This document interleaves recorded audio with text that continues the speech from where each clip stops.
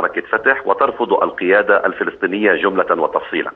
ثانيا، إذا كانت قضية حركة حماس لها علاقة بعبور المواطنين إلى الخارج الفلسطيني خارج قطاع غزة، فهناك حل تم طرحه من قبل القيادة المصرية والقيادة الفلسطينية من خلال إعادة تشغيل معبر رفح.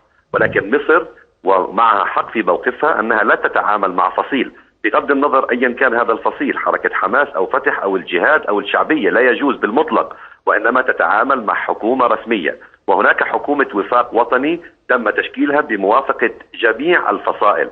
لذلك نقول لحركة حماس: سلموا المعابر إلى حكومة الوفاق الوطني. ولكن حركة حماس ترفض تسليم المعابر وترفض إغاثة أهلنا في قطاع غزة، وتصر على حفر الأنفاق غير الشرعية في قطاع غزة، الأمر الذي يوجد فيه تناقض كبير. إذا كان همكم هي المواطن الفلسطيني، ولا أعتقد ذلك، فلماذا لا تسلمون المعابر إلى حكومة الوفاق الوطني ويكون هناك عبور شرعي ورسمي